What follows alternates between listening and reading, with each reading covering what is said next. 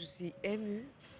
J'ai pas l'impression que c'est moi qui a ce prix. Moi, je suis juste, un porteur. Je vais juste porter le prix, de la part de beaucoup de gens, des femmes et des hommes qui, se battent pour la liberté et quand même choisi de vivre, la dignité que d'autres choses. Alors, je suis humble d'être cette porteur vraiment, mais j'ai pas l'impression que ce prix est à moi, en fait. Je le porte juste. Est-ce que vous avez l'impression que finalement vous avez choisi votre combat? Est-ce qu'il ne s'est pas tout simplement imposé à vous? Peut-être ça a été imposé dans mes ADN. Ça peut-être à ce moment-là, c'était fait, comme je suis faite comme ça, mais finalement, je crois qu'on choisit. Les êtres humains, nous, on fait des choix, on pense, qu'on n'a pas.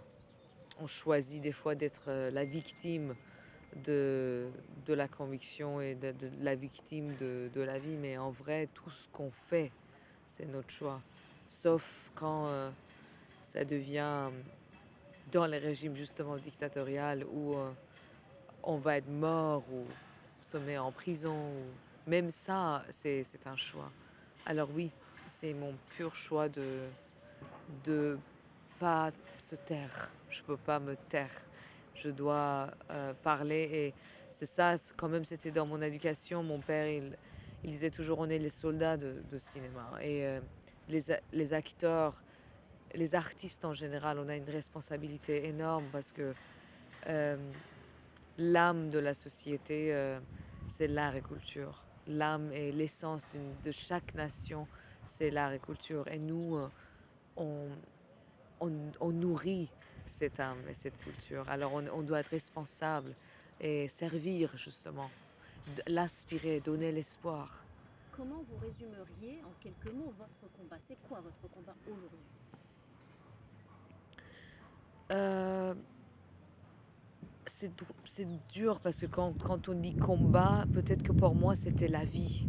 C'était juste, je sais pas si c'était un que j'ai choisi de faire un combat. C'était juste, la vie et les gens, ils ont donné un nom, c'est un combat ou je suis rebelle ou je suis ci ou ça. Mais en vrai, hem, je pouvais juste pas être silencieux devant l'injustice que je sentais heu,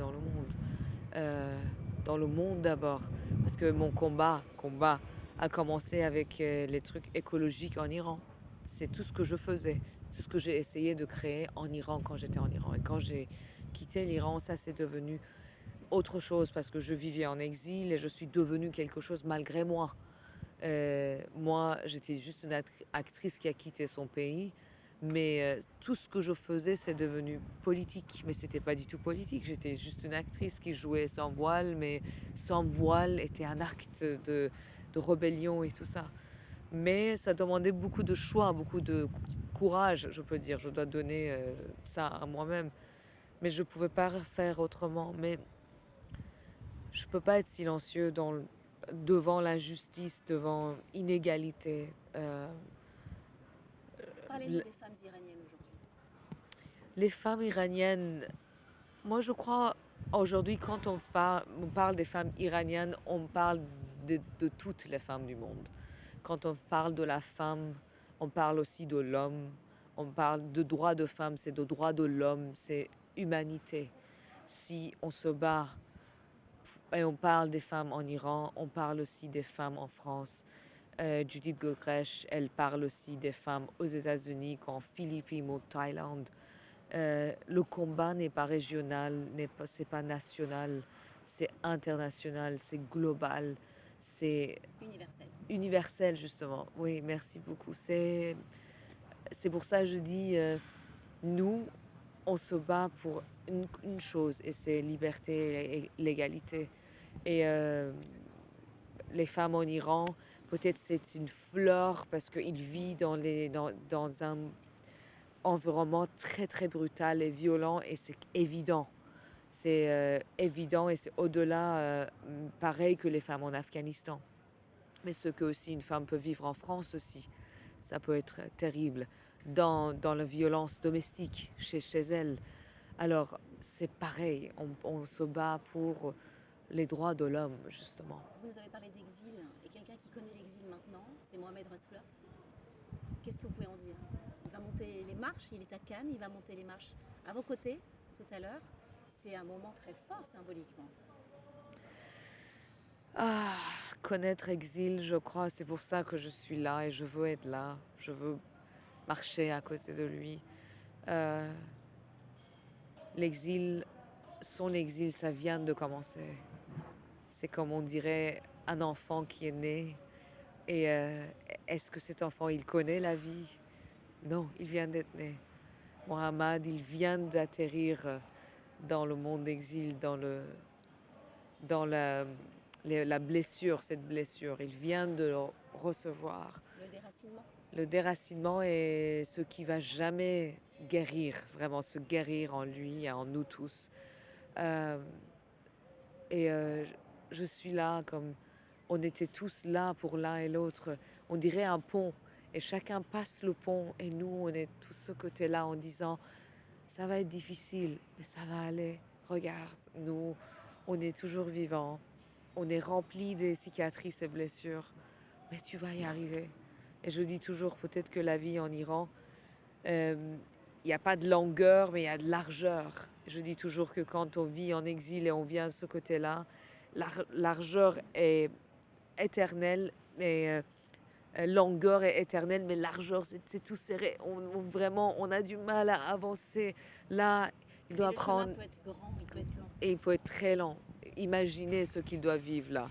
Les côtés administratifs, la sécurité sociale, les papiers, la langue, les membres de région qui doivent apprendre du vin, du fromage, si elle reste en France, s'il reste en France, dans chaque pays. Mon Dieu. Par rapport, ce sera ma dernière question, à tous les combats, je prends ce terme, à toutes les missions que vous avez, est-ce que vous avez l'impression que le Festival de Cannes, qui est une vitrine sur le monde, est à la hauteur? Pas du tout. Pas du tout. Je crois que par rapport à spécialement cette année, par rapport à la catastrophe qu'on vit en ce moment mondialement, par rapport à la guerre, ce qui se passe en Ukraine, ce qui se passe à Gaza, combat des femmes, en fait, de catastrophe qu'on est en train de vivre, un festival comme Festival de Cannes pour aider beaucoup plus de, comment dire en anglais, shining the light, de donner la lumière pour les causes qui peut vraiment aider beaucoup de gens. Mais je crois qu'ils ont choisi cette année une stratégie très très sécurisée et même conventionnelle.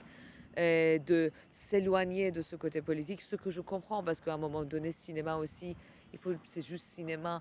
Mais je crois aujourd'hui dans notre monde, de côté des artistes, on n'a pas le luxe de pas se positionner. Il faut parler, il faut prendre la part en fait de la justice, de, de l'égalité, de la liberté. Et je dois dire que cette année, je crois que non, ils ont choisi exprès de pas aller dans ce côté un peu politique, ce qui est pas du tout Festival de Cannes, parce que Festival de Cannes a été construit devant le Festival de Venise, que c'était quand même dans un régime fasciste. Ils ont dit, nous, c'est libre, c'est pour les films. Et là, je ne sais pas si l'essence de Festival de Cannes est toujours là. Merci beaucoup. Merci.